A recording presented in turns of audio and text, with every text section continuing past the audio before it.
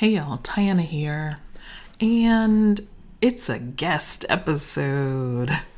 Um, and this guest is somebody that I met, just kind of happened to meet at this book launch thing that we did for this anthology we both had contributed to. And as soon as she started speaking, I was like, okay, this is a bright and shiny person that I need to get to know more about because some people are just that way. You just feel a resonance and it's exciting. So you get to listen to our little meet cute story and we get to like vibe about our, you know, mutual nervousness for this thing that we did. And then you get to hear Athia like drop in and talk all about the way she thinks about like fatness and dieting and all of the things in between. This conversation goes deep, so strap in. It's a good one, and I'll see you on the other side.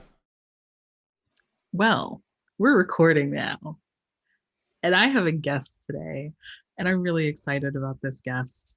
So I think I'm always excited about my guests, but I mean, I like people and I like awesome people, and this is an awesome person. So, hey, guest, who are you? Hi, thank you so much for having me on here today. I'm super excited to do this with you. It's my first podcast ever. And Woo! um, I guess I should just say that I'm like a millennial phony because I've never listened to a podcast in my life. Um, so, maybe this will rectify it, right? So, let me introduce myself. My name is Athia Choudhury. I guess this is how you do things, right, on a podcast. This is how we do.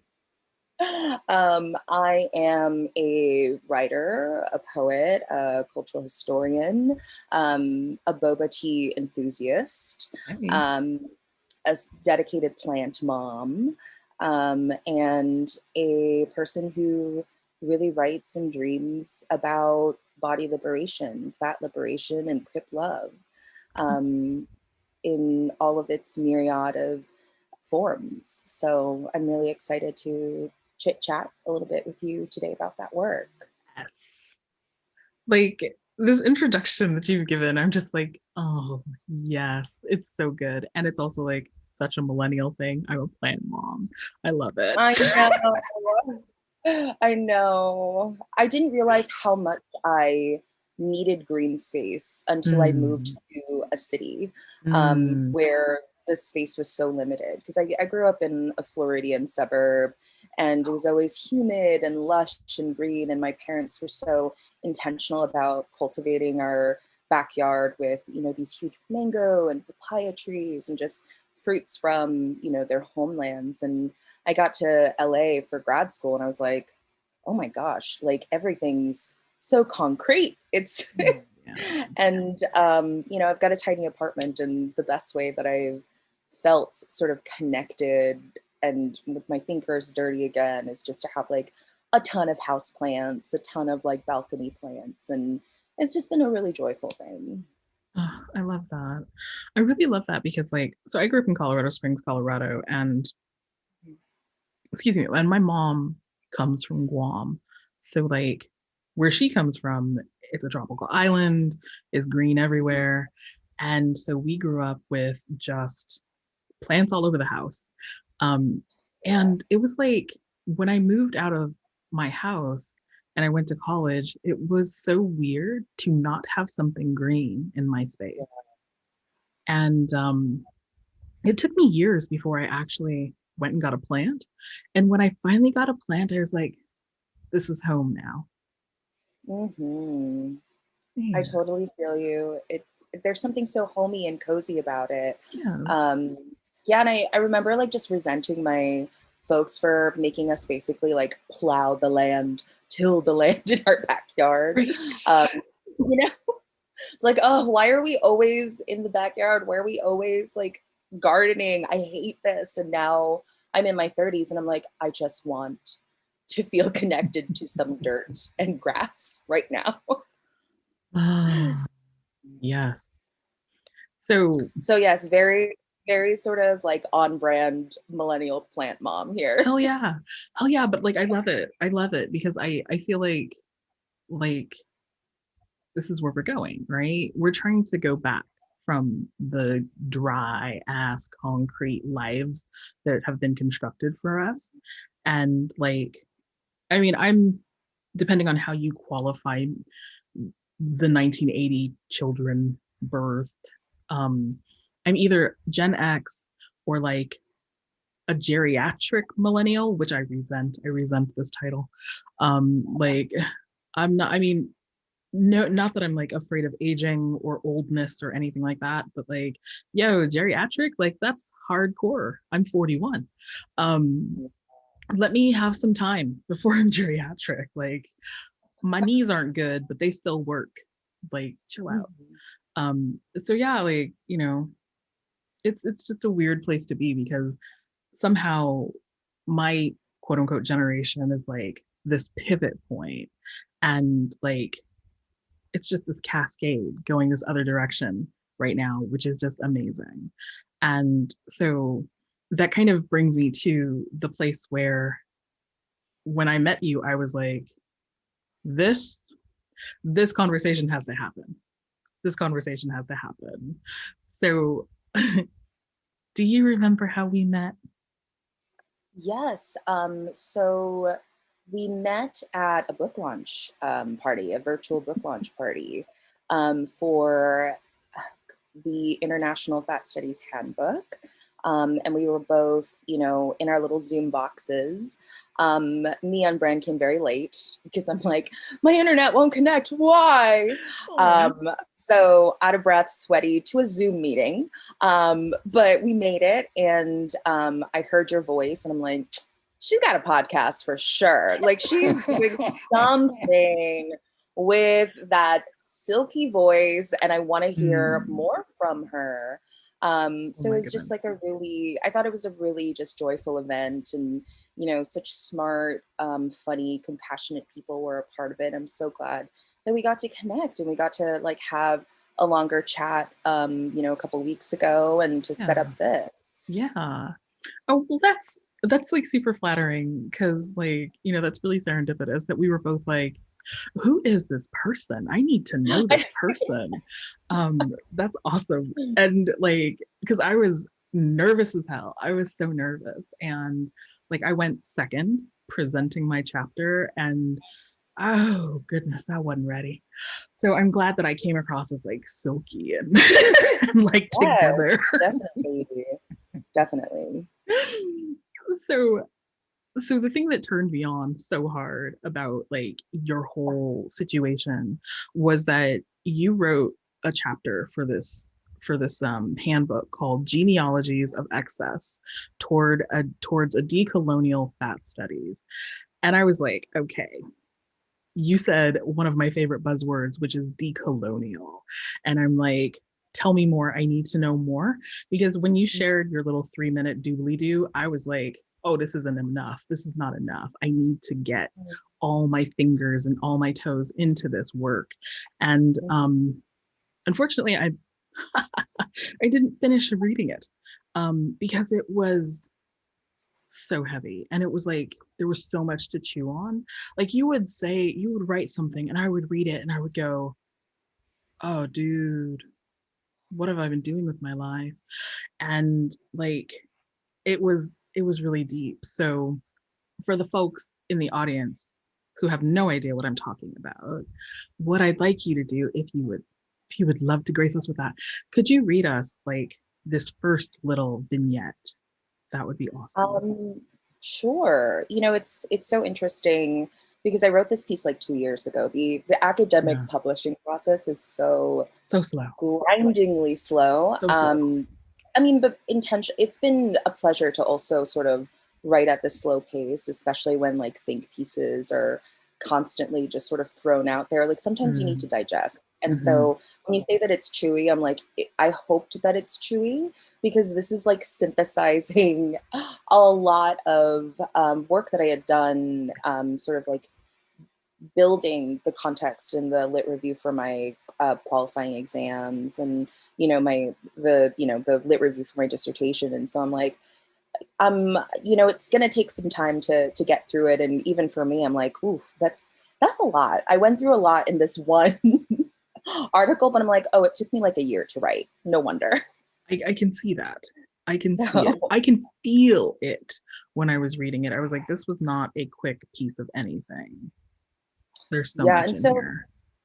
like the slow process of publishing versus like slow digestion of information and thinking, I think that really pushes us to sort of reach into different ways of sitting and being in our bodies. And that's essentially Mm, what this piece is about. So I started off by titling it On Finding the Fat Body. yes. And so, like, imagining what it means to sort of be a body of found things as opposed to this whole intact um, being, right, that comes into fruition overnight. It's actually a cluster of many intimacies and relations that bring Mm, us to where we are in any given moment. And so I'll just go ahead and read the opening. yes, please. So, on finding the fat body, I'm leading a discussion section for a course titled Peoples and Cultures of the Americas. The professor has assigned Junot Diaz's novel, The Brief, Wondrous Life of Oscar Wilde. My students are usually unusually hesitant, stumbling over their words. The protagonist, Oscar, is fat. Nerdy, ugly, unable to get with the ladies, his fatness is a central metaphor for the destructive, recursive, and generational legacies of colonial and sexual violence explored throughout the novel. Not one person has mentioned the word fat. Big, fluffy, rotund, obese. They skirt around fat at whatever cost, their tongues stuck to the roof of their mouths, glued tight by civility and decorum. I can sense how my fat body in the classroom as instructor unsettles them. How can we talk about this obvious metaphor of dysfunctional and racialized fat in the novel when such a body in flesh and bone interrupts the classroom space? Despite thinking through flesh and race throughout the course, we're now struggling to articulate how empire is viscerally embodied in the characters. The complex, submerged renderings of fatness and race that press into the novel and our everyday lives tightly bind us shut. Oscar and my body are swallowed whole by the visual and visceral logics of fatness, and neither I nor our discussion can move forward until I break open and offer up a piece of myself. My body stiffens. I ask, can we talk about how fat and racial formation, can we talk about fat and racial formation and landedness? What do we think about fatness being made to represent the trauma of 400 years of conquest, rape culture, and state violence? I'm unsure of the thickness that hangs between us. If I've exposed too much of my own body and what is at stake and who and what gets left over by internalizing fat as colonial loss and dysfunction against the backdrop of modernity, I feel vulnerable to the scrutiny. Finally, someone pipes up. It's fucked up. I cannot help but erupt into laughter. Isn't it though? Mm, mm, mm, mm.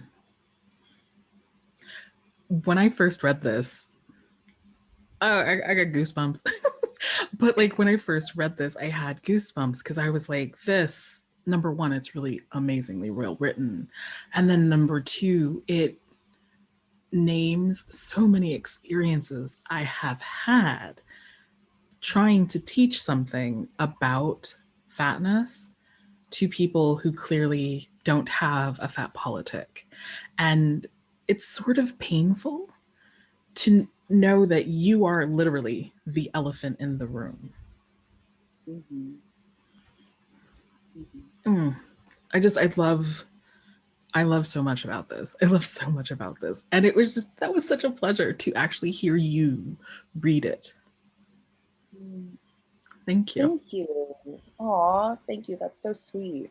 Yeah, to that feeling, right? And what I work through the piece, piece in particular, is that stiffening, right? That Mm, moment of anticipatory pause that you feel, right, when you're uncomfortably grazing against what you know about your own body, what you know about your sense of self versus the projections that are placed on you. And so, what happens in that moment, right? You're having this sort of bodily, visceral reaction And I talk about this, in the sort of like post-colonial, decolonial context, and we do a bunch of academic da-da-das. But really what it's about is like, how do we tune into those vibrations and those frequencies when we can sort of sense, right? Sense something is off or sense something is happening in this moment. And what it requires is just sort of like to do this work, right? If we're really going to talk about fat liberation, if we're going to talk about body liberation and body sovereignty, is to really break open and make bare what happens to us when we are grazing against this sort of colonial vocabulary around thinness and able-bodiedness and able-mindedness. And be vulnerable and honest with people so that they can begin to be vulnerable and honest with themselves. And that's so much of how I imagine my teaching in the classroom as a healing practice, because I've brought this kind of work into these spaces, and it takes a lot of patience and guidance and care, with the recognition that we all have these tumultuous relationships to our body and to food and eating, and being in our bodies Yeah. in relation to each other. Yeah. That in order to sort of fix this, we have to be there for one another in ways that feel true. And that's Absolutely. hard, really hard. There's always a lot of tears, but those are welcomed. Absolutely. Yeah. Absolutely. It's interesting that you say that it's hard, you know, to be there for one another and to hold one another in this complexity and this work, because I agree, it is hard and it shouldn't be. Mm-hmm. It shouldn't be. And that's Mm-hmm. like the frustrating part. That's like where I see my frustration. Like it should be so easy for us to hold each other. It because it should be, that's programmed into us, you know? Like it's Mm-hmm. hardwired. It's part of our Mm-hmm. inherent Of knowing and course. understanding and being as animals, you know? Right. But then it's As someone programmed out of us. as someone who studies the sort of like history of eugenics and these sort of core debates about human nature, it always comes up that like it's part of human nature to be aggressive or competitive, but it's actually like, what about the cooperative nature of human beings, the need for community and for caring for one another, and Right. like the sort of like impetus to hold each other, right? Like not only in this sort of psychic and psychological way, but like physically. We want Yes. to hold each other, like we want to touch one another, we want to be Yeah. with one another. The pandemic has really brought that forth. And I think that's part of what my work is trying to understand. It's like the fact that it's hard, I don't say that um, things were set up in such a way that it went into a domino effect by some overlord who just wants us to hate our bodies. Right. The system, right? The system. It's premeditated and yet not, right? There's so much space for mutation in how we come to know the things we know about diet and food and eating and the body, and just sort of. So what I'm trying to say is that there's a way in which it's hard. It has to be hard, because our senses have sort of been trained for so long. It's not just the you know our logical side of our brains that are trained to calorie count or diet or to feel disgust and revulsion when we see sick, disabled, fat people, because they remind us of death and dying, Yeah. and all the things that happen when our bodies fail us, which is a whole other bag to unpack in terms of what we Seriously. consider vitality, and what we consider a good life. Um, but it's hard because our senses have been sort of rehearsed or we've rehearsed a certain sensing towards these different kinds of body types, right? Mm-hmm. And it's been upheld at every single opportunity, every single corner, not only from the sort of institutional systemic things, but in our interpersonal relationships as well, because that's really where the policing is fundamentally happening for Yes. us. I mean, I oftentimes ask people, when was the first time you learned about the calorie? Who did you learn about it from? Was it a health practitioner, an educator? Was it your parents? Your guardians, your kin, other children? What did you learn about it? How did it make you feel? And can you think about how you continue to practice a certain relationship to the calorie and food and eating? And regardless of if this person is fat or not, there's a story of trauma there. There was a Mm, story of a lot of pain and shame and regret, that I think is just such a mundane occurrence, and it really warrants for us to excavate it. Like, yeah. why did this happen? So like when I say I'm a cultural historian, I'm really, for one of the pieces I just wrote, really thinking about, like, well, what are the conditions in which we came to understand the calorie as a logical measurement of energy output, and but then also like individual choice, responsibility, and citizenship. So Mm, I think I went citizenship. on a bit of a tangent, but No, you didn't. You didn't. You went where you needed to go, and I'm right here with you. Just you ask this question, like, how did you first learn about the calorie? And I dropped. I was like, I don't know, actually. I'm asking myself, when did you first learn? And I got a mental picture of like the kitchen in the house that I grew up in, and a box of Snackwell's cookies. mm-hmm. Those garbage, disgusting things. Ugh. Because I mean, I don't know. These are interesting conversations for me because I actually have like large blanks in my memory from childhood. I have like very Yeah, strong memories, and then I have like nothing and then very yeah. strong memory. And I'm just like, the more that I learn about trauma, the more I'm like, yeah, that's what that is. That's what that But is. wait, like normal people remember their childhoods? Like, oh, that's I cute. know.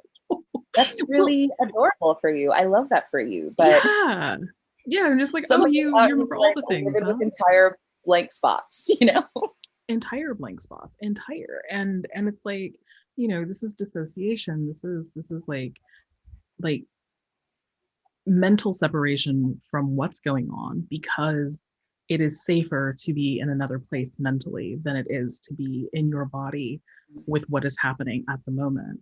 And it's like, oh goodness gracious, because you also said people are relaying their stories to you about how they learned about the calorie, and there's trauma there, but you also said it's mundane. And this is something that is so frustrating when I start asking people about their fat stories. And when I ask about a fat story, what I mean is that, like, every fat body, all of your fat, it has a story. There's a story there. And that's not like, how did you get fat? It's what was your experience of life because you were fat. And like, the stories are so familiar. They're always so familiar.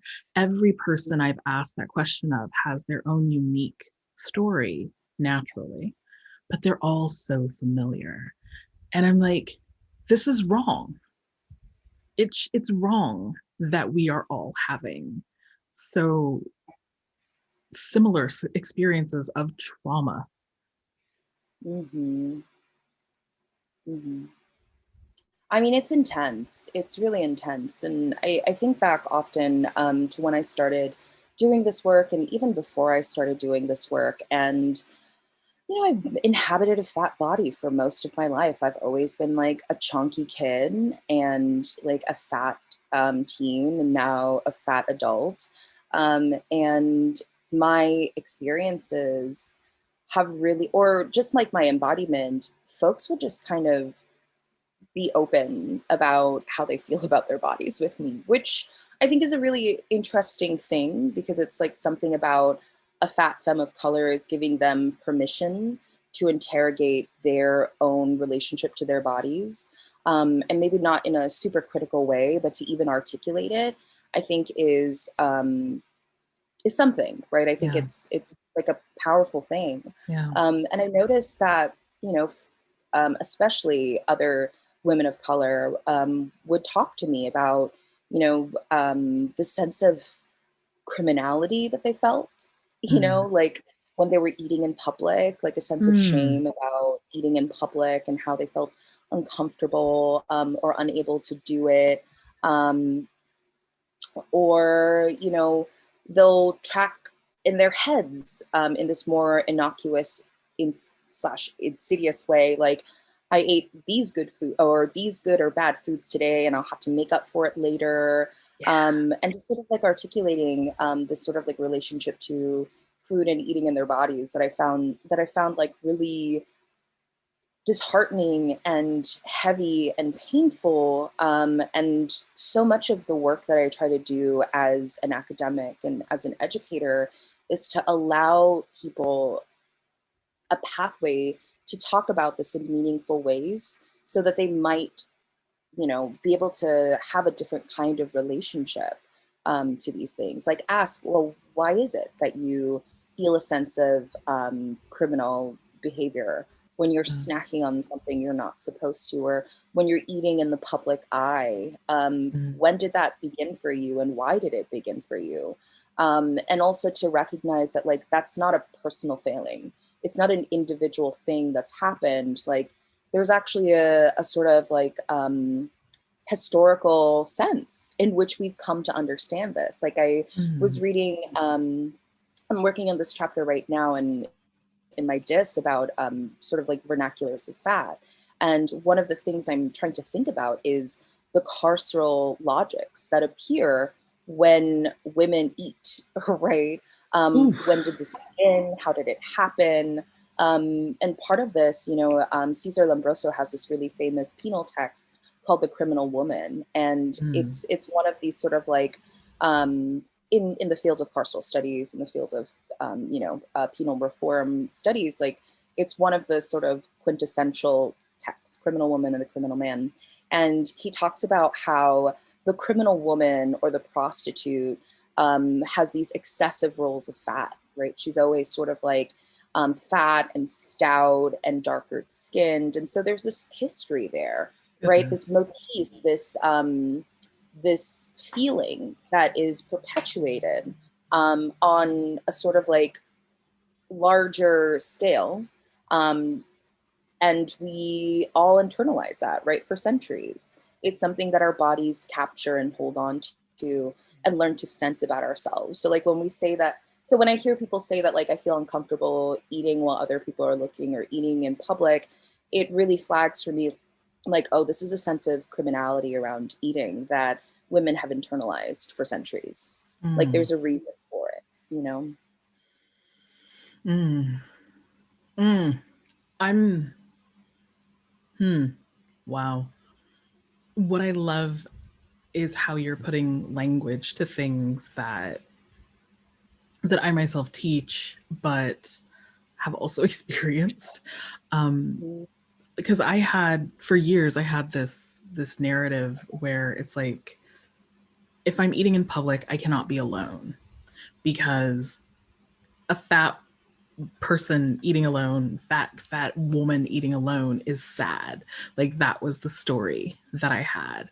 And so what I would do is I would order food and I would go eat in my car. And it's Mhm. just like, okay, look, what is sadder? Someone sitting in a restaurant comfortably consuming their meal, or somebody sitting in their car uncomfortably consuming their meal. And Yeah. like, it's just terrible that I was doing this to myself, but I was also doing this to myself because, like you said, there's this criminality and this carcerality around this whole idea, this discourse around women and eating. And like,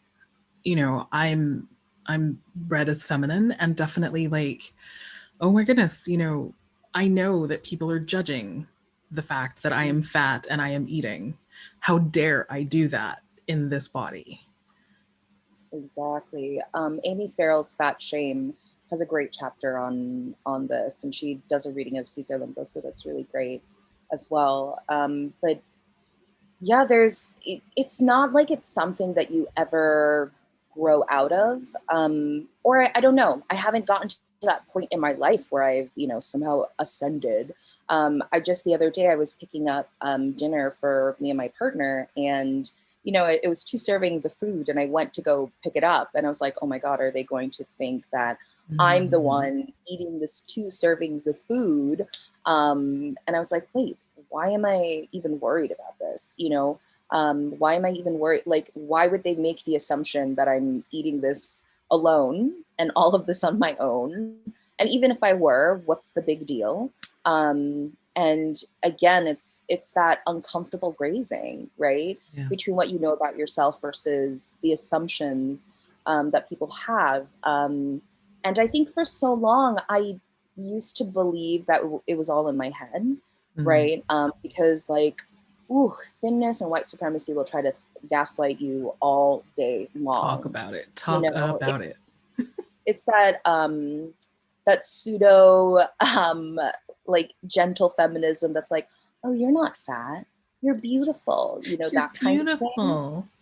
And that's like a gaslighting tool because I'm like, I know I'm fat. Just be honest to yourself and to me. I know you have these thoughts about like, should she be eating? Should she be doing these things?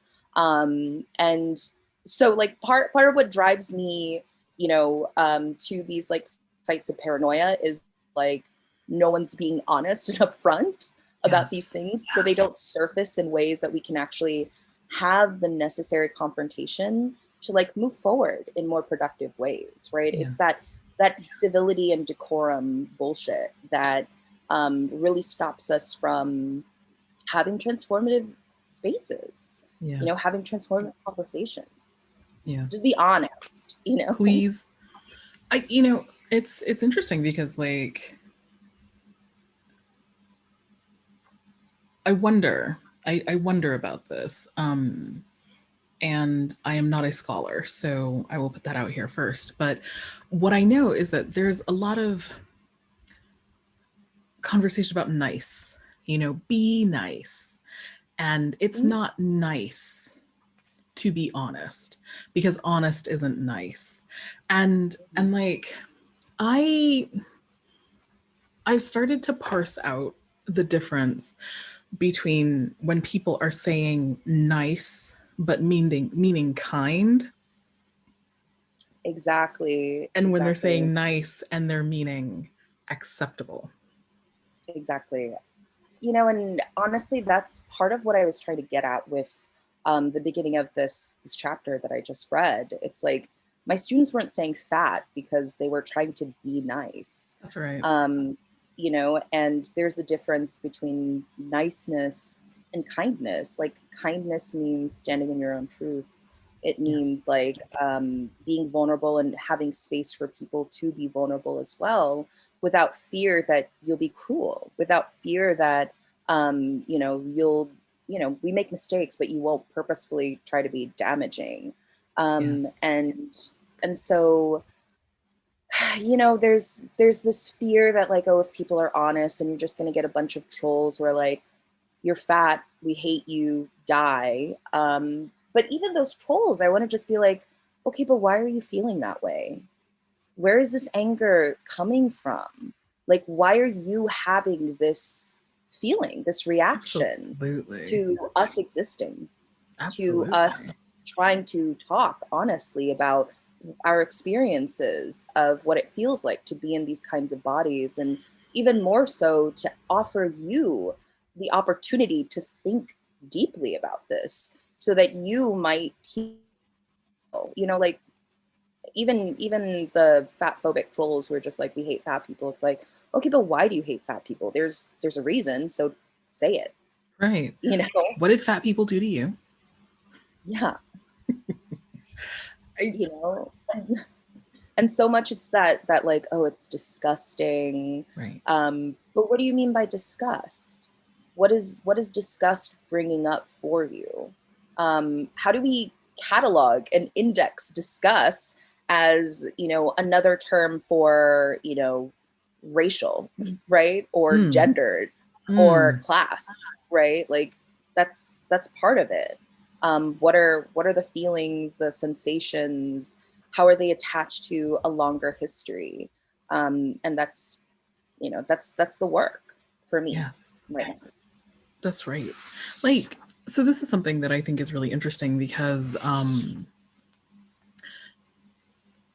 who doesn't love a fat baby, right? Always a Like, fat baby. I mean, who doesn't love a fat baby? Like, fat rolls and chunky chunk and squeezy and squishy and soft, all them cheeks, the dimples and things. Like, we love that. But there is Yeah. a point where that's not okay anymore. There's an Mm-hmm. age where that's not okay anymore. And this is interesting because you mentioned in your opening, you know, where fatness is being made to represent the trauma of 400 years of conquest, rape culture, and state violence. Because Mm-hmm.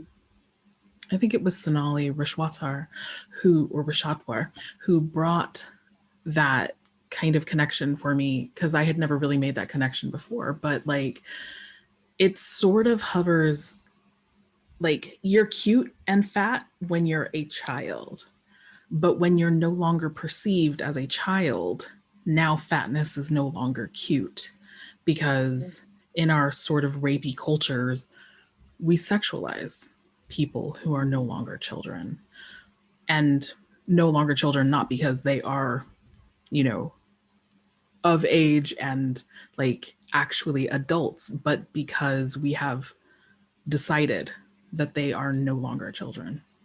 And there's research out there that shows that you're a child much longer if you're white. And the Mm-hmm. darker your skin is, the less long you are perceived as a child. So you were Mm. talking a bit about that. Not that Yeah, that's super specifically. interesting. Yeah. Yeah. I'm super interested in the way that you sort of narrated that. But oh, there's so much there. But in particular, what it's talking about in a novel, especially because Diaz, whatever, he's dealing with his stuff. Don't they But all? like, but also Diaz has fallen from grace in terms of the literary circle. But Truly. um, yeah, because of there's just been like a bunch of moments in which women have come forward about his inappropriate behaviors and things like Yeah. that. So I felt uncomfortable writing about him during that Me Too moment, or during the Me Too moment when, um, so much was coming into a reckoning. And I just found it fascinating that he wrote in an interview about this book that Oscar was fat specifically because his body is supposed to represent the rape of the land, the rape of his mother, the rape of La Malinche, right? The original indigenous woman who was a part of, was Cortez's translator and slash mistress, and gave birth to quote unquote the first mulatto, right? Mm. And people often call her La Malinche as this pejorative, right? As this woman who the fucked, right? The woman who betrayed her people, her land, to be one with the colonizer. And I think there's certainly a resurgence in decolonial feminist thought where people are rethinking who Malinche is and what she represents. But anyway, so for Unit Diaz, like, Oscar being fat is supposed to represent these centuries and centuries of unresolved colonial trauma. And so I really think about, like, when you move from being a fat child into a fat adult, there's something that's marked on your body as being dysfunctional. Yes. right? Like you haven't properly gone through the cycles or the phases of the human body or the human psyche, in order to sort of rid yourself of, this Baby horrible, fat. horrible thing to be fat, of the baby fat, right? The baby fat. And there's supposed to be this moment where you've arrived, right? You've shed the fat, you've arrived at your life, you've arrived at your body, you're now desirable, you're now Mhm. a proper citizen, you're now someone who can properly function in society. And I oftentimes wonder, well, okay, so how did we come to this narrative, right? That the Mhm. body, has to change from one form into the other.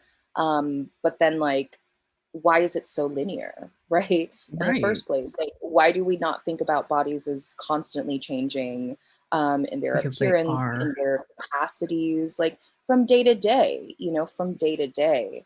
And how might that change Yeah. um, how we perceive what is, seen as desirable or not desirable?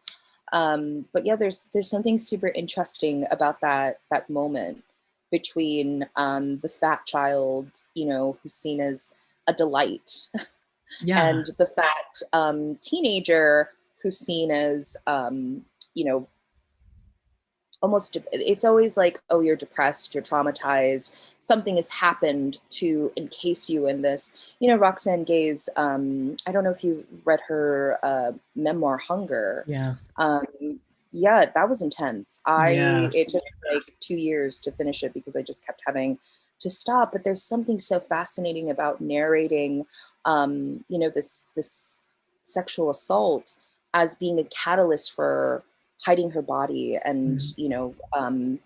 explaining. Right, Right.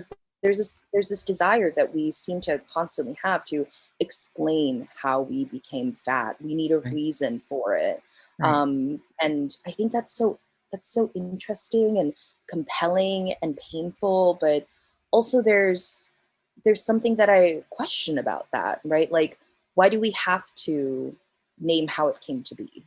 Right? Because the whole point of that is just naming it so that we could stop it ever from happening again, Yes. or to reverse its course. And I don't think that's necessarily what we should strive for. I agree. I agree. I mean, years ago, when I was still in my dieting journey, searching for that thin woman within, um, all with heavy dose of air quotes there, but I met a health coach, and the thing that convinced me to work with her was that she made the connection that I had started getting fat because I was unseen as a child. And Mm-hmm. by making myself fat, I was basically trying to be seen. And I, at that time, was like, oh, yes, that's it. That's it. That makes so much sense. The timing, the things that were going on in my life, absolutely.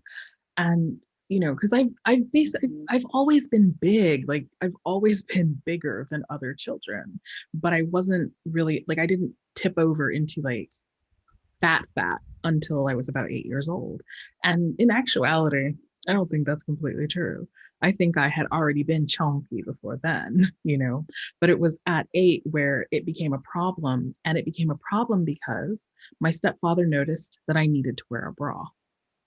And that's when I viscerally remember being having my body being commented on by my stepfather. Prior to that, I have no recollection of that, but that was the turning point for that experience.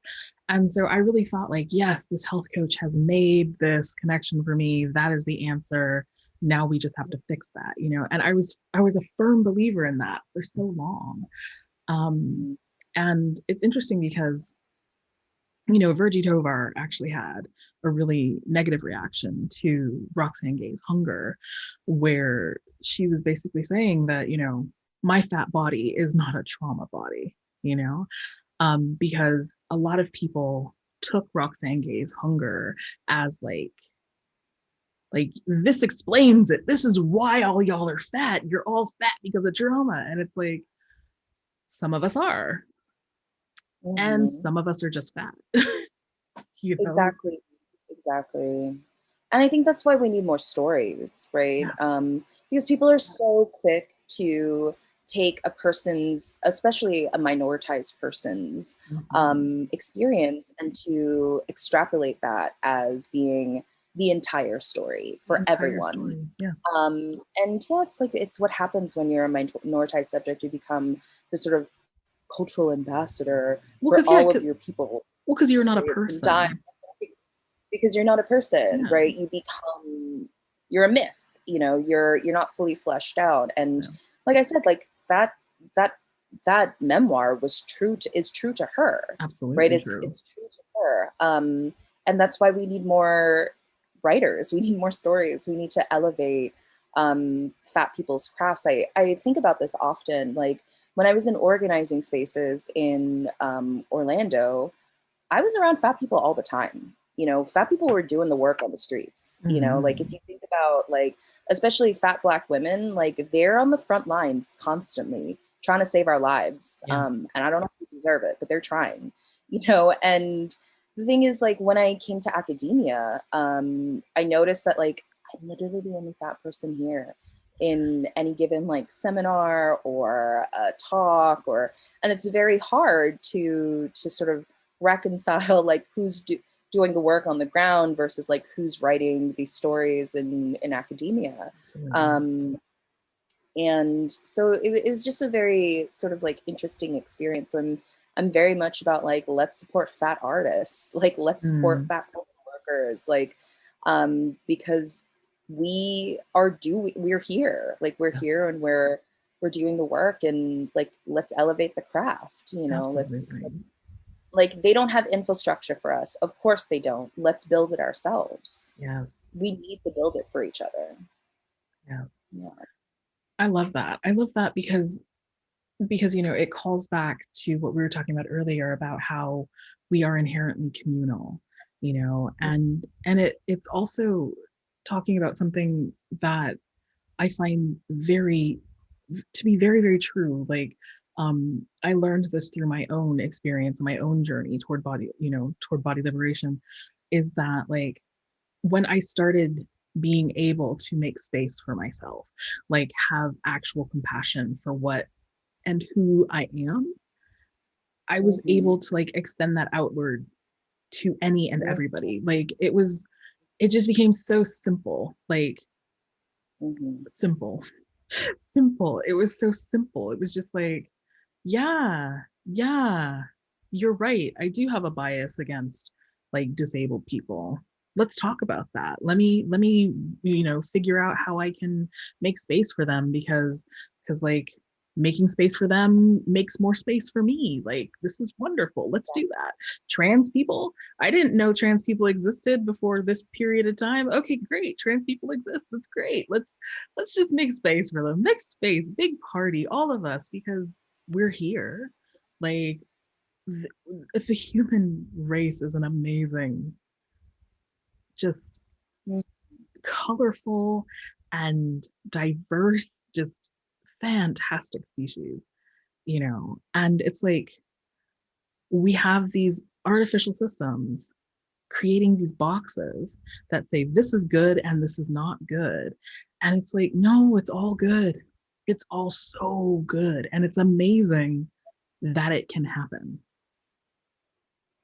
Yes, coalitional spaces so important, right? And just sort of fattening the horizon, making it more abundant. Like I don't believe in this fantasy of austerity, right? Like Oh, we're under these sort of like capitalist models of, there's a scarcity, there's a lack, and it's like actually like what would it mean to approach our politics through abundance, right? yes. Like there's enough, there can be enough. Like let's make sure there's enough for everyone as opposed to like fighting for the same slice of, the same shit pie. Like Good I God, don't want the yeah. shit pie. No. Give me something else. And so, when I think about like coalitional politics, making space for other people, kindness is also in boundaries, right? In establishing your boundaries and allowing people to have their own boundaries, Mm-hmm. right? And respecting those things. They're not mutually exclusive. Like, we can be in this together, to do the difficult work together. And I think about, oftentimes, especially with what it means to like fight for justice or liberation, it means to really examine our internalized, suppressed feelings and resentment and rage and anger. And I think this happens for a lot of young folks. And I mean young folks in like the movement, I mean Yeah. young folks in terms of like people for the first time encountering this language, Mm-hmm. around racism, ableism, transphobia, homophobia, fat phobia, all, classism. You get angry, Hell right? yeah. Like, I remember being, in my 18, 19, in my, classes, and learning about injustices for the first time. And you just get so angry. And you're like, Right. why did I not learn about this before? But why didn't everybody else, like, why doesn't anybody else care? Like, there's this sense of rage that Yeah. courses through you, Yes. and it's righteous rage and righteous anger in a lot of ways. But I don't think that people, get oftentimes are able to sort of like get to this point of, a qualified rage, where Mm. you're like, okay, so I needed to go through this phase of anger. It's where the, where call out culture kind of, Yeah. that's Stops. really sticky, really sticky, because people are angry, I think Yes. rightfully so. Yes. And they don't have a way to channel that anger into a more productive sense of like, okay, so how do I work on things in myself, and versus how do I work on things in the public sphere? Because both of those things need to happen at the same time. Absolutely. Um, and they rarely do, right? And it's why you have, this impossibility in like the unbearable whiteness in, fat spaces, or, trans exclusionary feminism. Like, this is all Mm. coming from the sort of like underdevelopment of rage. I think we need to like really sit with anger as a feeling, and to explore it, Yes. and to interrogate, like, again, like, where does it come from? Why are Yeah. you feeling it? And like, okay, how do we move forward and have confrontations we need to have so that we can get somewhere different? Absolutely. Absolutely. I mean, I really believe that like one of the reasons why we don't get further is because we are not taught critical skills like conflict resolution. Oh, 100%. we're 100%. not taught we're not taught critical skills like um you know how to feel your feelings in a way that is not destructive. Yeah. It's just like these are basic. And everybody has a different story for that. Yeah. Oh, sorry, No, you no, no, froze for a cool. Yeah. while. I froze. Oh crap. No. Yeah, no, everybody has a different story for that, and that's what I find so fascinating, right? Because, um, people, it's a universal thing of like, we're not taught these critical skills in how to feel our feelings. But for me, like, I grew up in an, Asian immigrant, multi-ethnic home, Yeah.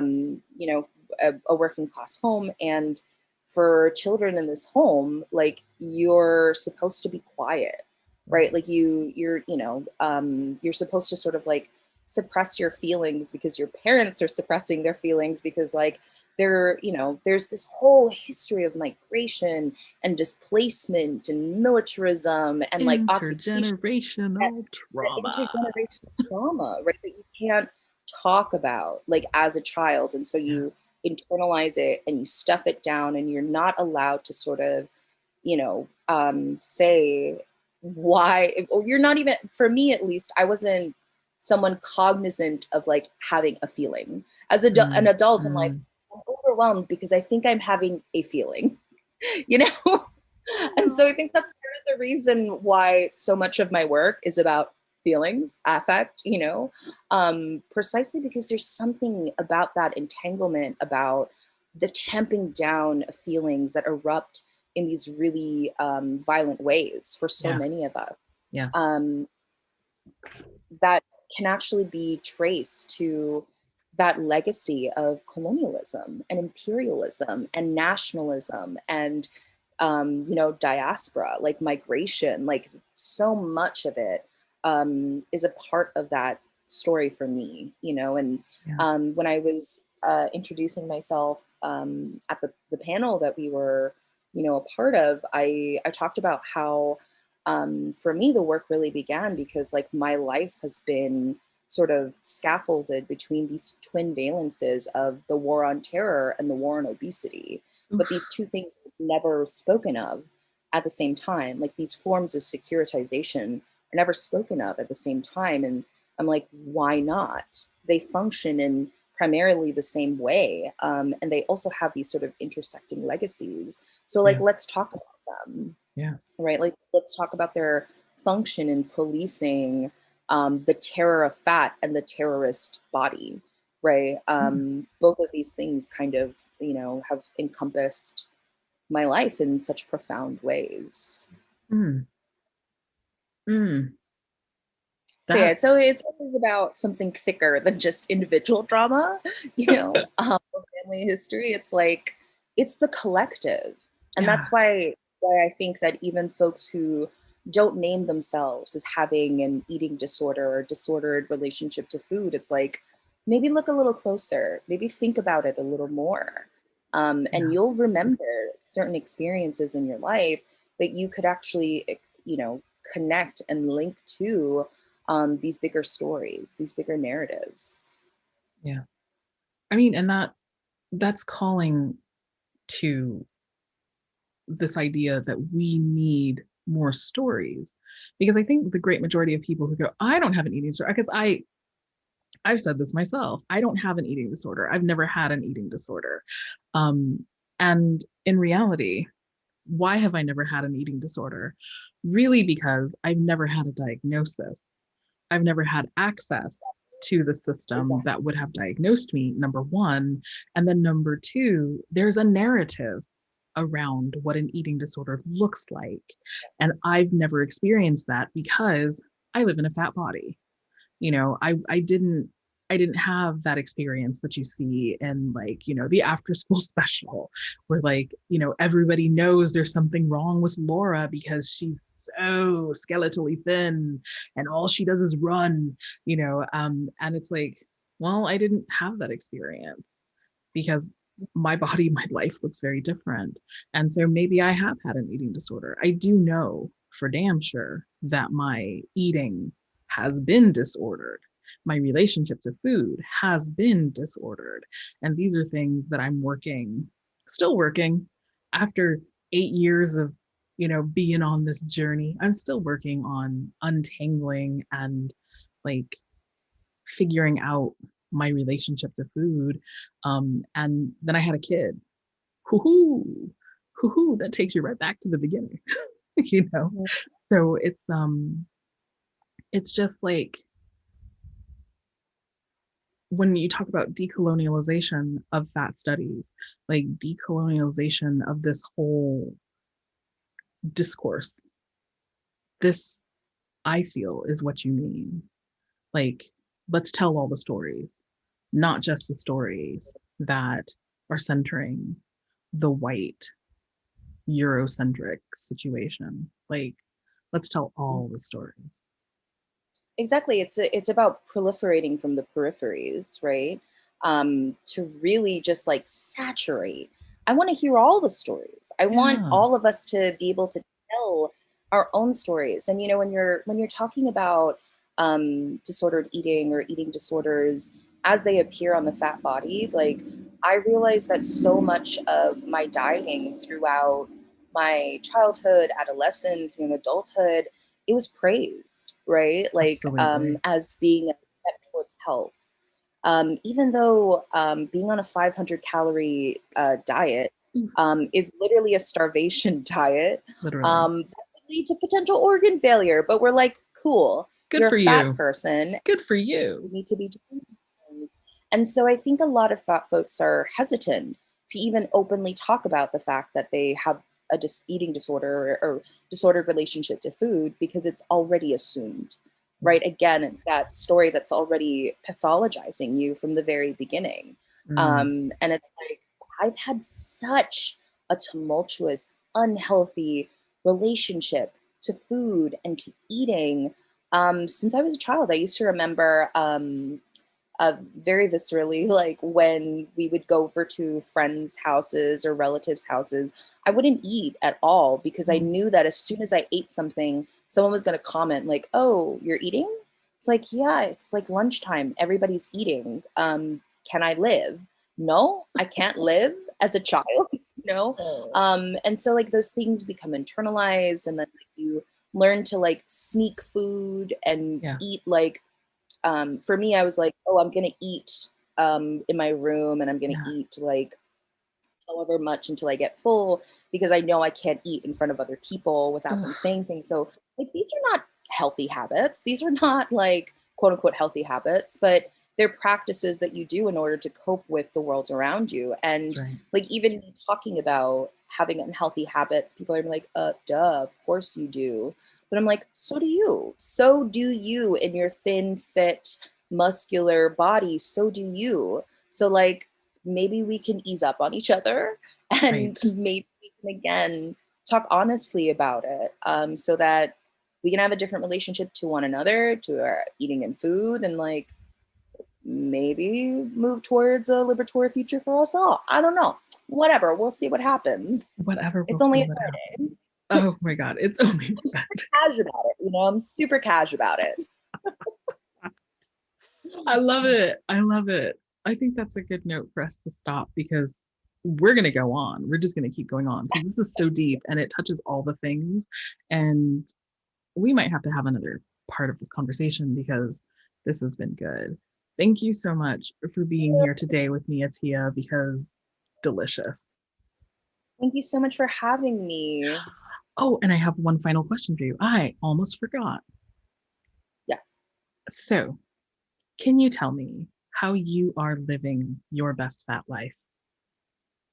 Oh, I'm living my best fat life by like um, going on lush picnics under giant eucalyptus trees in Elysian Park, um, having really nice home cooked meals, which I'm almost sick of because I'm really hating washing dishes. I'm like, I want my decadent meals, but like, fuck dishes at this point. I'm living my fat life by really getting into body lotions. Yes. There's something about for some reason my entire life I'm like, oh, I just need to lotion my face, right? I'm like, no, girl, you gotta lotion your whole body. And so I've just Mm, started like really trying out all these body butters and lotions and things. And I'm like, just being able to touch my own fat and in these ways and to like rub oils in feels yes. super just relaxing and sensual and just like amazing. Um, and yeah, I'm reading a lot outside of school, which is great. Oh my Pleasure gosh. reading because I've got a library card and an e-reader, and I'm like, oh, I'm a reader again. How cute! That's how I'm living my best fat life: decadent meals, body Mm. lotion, and reading. Okay, I want to live your best fat life because that just sounds fantastic. Oh my goodness. Good God. Thank you so much for being here. This has been a pleasure. Oh, thank you for having me. Excellent.